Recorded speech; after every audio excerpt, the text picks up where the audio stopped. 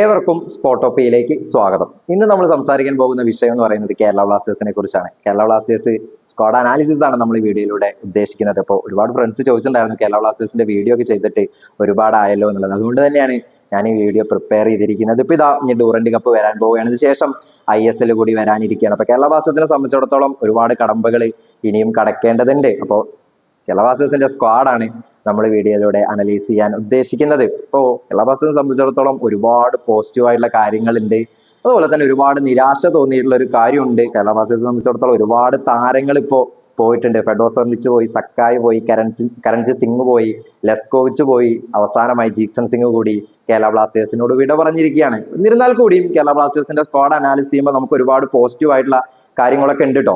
അപ്പോ കേരള ബ്ലാസ്റ്റേഴ്സിന്റെ സ്ക്വാഡിലേക്ക് വരുമ്പോൾ ആദ്യം തന്നെ ഗോൾ കീപ്പിംഗ് സെക്ഷനിലേക്കാണ് പോകുന്നത്.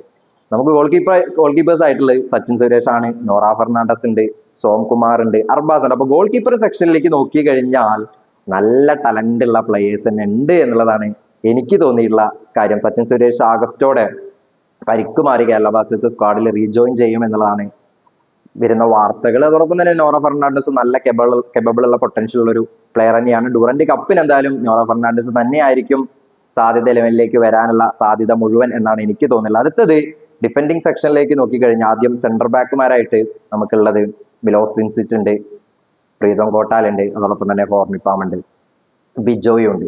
അപ്പോ സെന്റർ ബാക്കിൽ നോക്കിക്കഴിഞ്ഞാൽ നല്ല ടാലൻസ് ഉണ്ട്. അതോടൊപ്പം തന്നെ ഇപ്പൊ ഫ്രഞ്ച് ഡിഫൻഡർ ആയിട്ടുള്ള അലക്സാണ്ടർ കോയിഫിനെ കൂടി കേരള ബ്ലാസ്റ്റേഴ്സ് അവരുടെ തട്ടകത്തിലേക്ക് എത്തിച്ചിരിക്കുകയാണ്. 32 വയസ്സ് പ്രായം മാത്രമേ ഉള്ളൂ അലക്സാണ്ടർ കോയിഫിന്.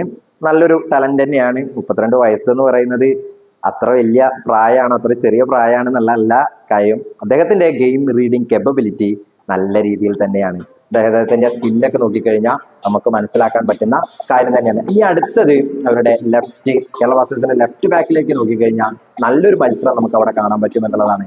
ഐബൺ ഡോലിംഗ് ഉണ്ട്, അതുപോലെ തന്നെ നവോച്ച സിംഗ് ഉണ്ട്. രണ്ട് താരങ്ങളും ഒന്നിനൊന്ന് മെച്ചുള്ള താരങ്ങളാണ്. അതുകൊണ്ട് ഈ രണ്ടു പേരും സ്ക്വാഡിൽ ഉൾപ്പെടുമ്പോഴുള്ള മെച്ചം എന്താന്ന് വെച്ച് കഴിഞ്ഞാൽ ഇവർ തമ്മിലുള്ള മത്സരം തന്നെ നല്ല കനക്കും എന്നുള്ളതാണ്. അതുകൊണ്ട് പ്ലേയിങ് ഇലവനിലേക്ക് ഇടം നേടാൻ രണ്ട് താരങ്ങളും കിണഞ്ഞു പരിശ്രമിക്കും. ഇത് പോസിറ്റീവ് ആയിട്ടുള്ള ഒരു കാര്യമാണ് കേരള ബ്ലാസ്റ്റേഴ്സിനെ സംബന്ധിച്ചിടത്തോളം.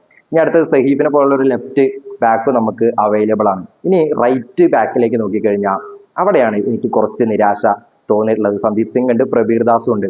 സന്ദീപ് സിംഗ് നല്ല പൊട്ടൻഷ്യൽ പ്ലെയർ തന്നെയാണ്, പ്രബീർ ദാസും ഉണ്ട്. പക്ഷേ പ്രബീർ ദാസ് ഒക്കെ അദ്ദേഹത്തിന്റെ ഫോമിന്റെ ഒരു നിഴലിൽ മാത്രമാണ് എന്നുള്ളതാണ് എനിക്ക് തോന്നിയിട്ടുള്ളത്.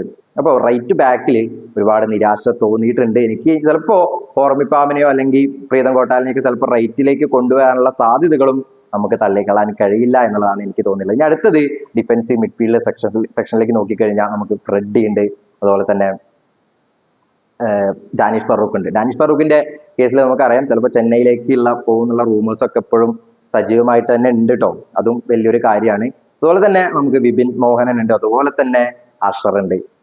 ഈ 4 താരങ്ങളും ഡിഫൻസീവ് മിഡ്ഫീൽഡേഴ്സിൽ നമുക്ക് കളിക്കാൻ പറ്റിയ ഒരു പ്ലെയർ തന്നെയാണ്. വിപിൻ മോഹന്റെ കേസിലും അഷറിന്റെ കേസിലും ബോക്സ് ടു ബോക്സ് പ്ലെയർ ആണ്. നമ്പർ 8 ഒക്കെ ആയിട്ട് നല്ല രീതിയിൽ കളിക്കാൻ പറ്റുന്ന പ്ലെയേഴ്സ് ആണ് അഷറും വിപിൻ മോഹനും തമ്മിൽ. ഇവർ രണ്ടുപേരുടെ സാന്നിധ്യം എന്ന് പറയുന്നത് കേരള ബ്ലാസ്റ്റേഴ്സിന്റെ സ്ക്വാഡ് ഒന്നുകൂടി ബലപ്പെടുത്തുന്നുണ്ട് എന്നുള്ളതാണ് എനിക്ക് തോന്നിയിട്ടുള്ളത്. ഇനി അടുത്തത് നമുക്ക് റൈറ്റ് വിങ്ങിലേക്ക് പോകാം. റൈറ്റ് വിങ്ങിലാണ് വീണ്ടും നിരാശ തോന്നിയിട്ടുള്ളതാണ് എനിക്ക് പേഴ്സണലി പറയാനുള്ളത്. രാഹുൽ KP ഉണ്ട്, അതോടൊപ്പം തന്നെ സൗരവ് മൊണ്ടാല ഉണ്ട്.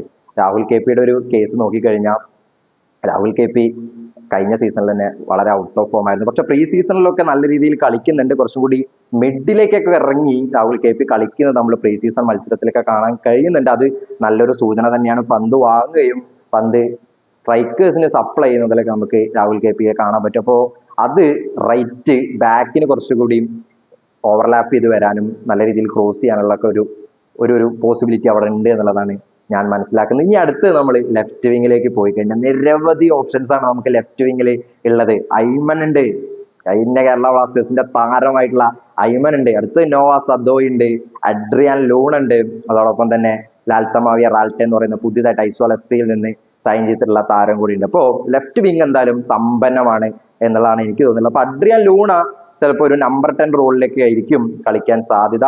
പ്രീ സീസൺ മത്സരത്തിൽ 4-1-2-3 ഫോർമേഷനിലായിരുന്നു കളിച്ചിട്ടുണ്ടായിരുന്ന. അതുപോലെ തന്നെ 3-4-3 ഫോർമേഷനും മിക്കായിൽ സ്റ്റാറെ പരീക്ഷിച്ചിട്ടുണ്ടായിരുന്നു. അപ്പോൾ ഇവിടെ അഡ്രിയാൻ ലൂണയ്ക്ക് ഒരു 4-1-2-3 ഫോർമേഷനിൽ ഒരു അറ്റാക്കിംഗ് റോള് തന്നെയായിരിക്കും, അറ്റാക്കിംഗ് മിഡ്ഫീൽഡ് ഒരു നമ്പർ 10 റോള് തന്നെയായിരിക്കും അഡ്രിയാൻ ലൂണയ്ക്ക് കിട്ടാനുള്ള സാധ്യത എന്ന് തോന്നുന്നു. 3-4-3 വരുമ്പോൾ ചിലപ്പോൾ ഒരു ലെഫ്റ്റ് വിങ്ങറൊക്കെ ആയിട്ട് അല്ലെങ്കിൽ ഒരു നോഹ സദോയ്ക്ക് തൊട്ട് താഴെ ഉള്ള ഒരു റോളൊക്കെ ചിലപ്പോ അഡ്രിയാൻ ലൂണയ്ക്ക് കിട്ടിയേക്കാം. ഇത് വെറും പ്രഡിക്ഷൻ മാത്രമാണ്. 3-4-3 ഫോർമേഷനിൽ അതാണ് കൂടുതൽ സാധ്യത കൂടുതൽ.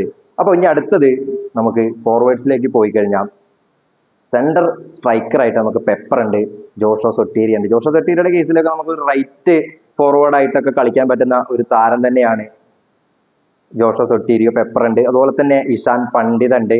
അങ്ങനെ ഒരുപാട് താരങ്ങൾ, VS ശ്രീകുട്ടനൊക്കെ ഉണ്ട്. അങ്ങനെ ഒരുപാട് താരങ്ങൾ കേരള ബ്ലാസ്റ്റേഴ്സിനെ സംബന്ധിച്ചിടത്തോളം ഉണ്ട്. അപ്പൊ എന്തായാലും എനിക്ക് നിരാശ തോന്നിയിട്ടുള്ള ഒരു കാര്യം റൈറ്റിലാണ്. ഒന്ന് റൈറ്റ് ബാക്കും അതുപോലെ തന്നെ റൈറ്റ് വിങ് പൊസിഷനിലാണ് ഒരുപാട് നിരാശകൾ എന്നെ സംബന്ധിച്ചിടത്തോളം ഉള്ളത്. പിന്നെ ഒരു സെന്റർ ബാക്ക് പൊസിഷനിൽ ഇപ്പൊ 3-4-3 കളിക്കുമ്പോൾ നല്ല പേസി ആയിട്ടുള്ള ഡിഫൻഡേഴ്സ് വേണം അവിടെ. അപ്പോ അലക്സാണ്ടർ കോയിഫ് ഉണ്ട്, ഡ്രിൻസിച്ച് ഉണ്ട്, ഓർമ്മിപ്പാമൊക്കെ ഉണ്ടെങ്കിൽ കൂടി അവിടെ ഒരുപാട് ഗോളുകൾ വഴങ്ങാനുള്ള സാധ്യതകൾ ഉണ്ട് എന്നുള്ളത് കൂടി നമ്മൾ മനസ്സിലാക്കേണ്ടതുണ്ട്. മിക്കായൽ സ്റ്റാറുടെ കേസിൽ ഒരുപാട് ഗോളുകൾ കൺസീഡ് ചെയ്യുന്ന ഒരു കോച്ചൊന്നല്ല അദ്ദേഹത്തിന്റെ ശൈലി. പക്ഷേ നമ്മുടെ പ്ലേയേഴ്സിനനുസരിച്ച് അത് നടപ്പിലാവില്ല എന്നുള്ളതാണ് തോന്നിയിട്ടുള്ളത്. 4-1-2-3 കളിക്കാനാണ് സാധ്യതകൾ ഏറെയും എന്നാണ് എനിക്ക് പേഴ്സണലി തോന്നിയിട്ടുള്ളത്. നിങ്ങൾക്കും വ്യത്യസ്തകരമായ അഭിപ്രായങ്ങൾ ഉണ്ടാവാം കേട്ടോ. അപ്പോ എന്താണ് ഈ സ്ക്വാഡിനെ കുറിച്ചുള്ള നിങ്ങളുടെ അഭിപ്രായങ്ങൾ അത് കമന്റ് ബോക്സിൽ രേഖപ്പെടുത്തുക. അപ്പൊ എന്തായാലും ഈ വീഡിയോ ഇഷ്ടപ്പെട്ട് കഴിഞ്ഞാൽ ഒന്ന് ലൈക്ക് ചെയ്തേക്കുക, ഞങ്ങളുടെ ചാനൽ സബ്സ്ക്രൈബ് ചെയ്യുന്ന കാര്യം ഒന്ന് മൈൻഡിൽ വെച്ചേക്കുക. അപ്പോൾ പുതിയൊരു വീഡിയോ ആയിട്ട് വീണ്ടും കാണാം. അതുവരേക്കും ബൈ.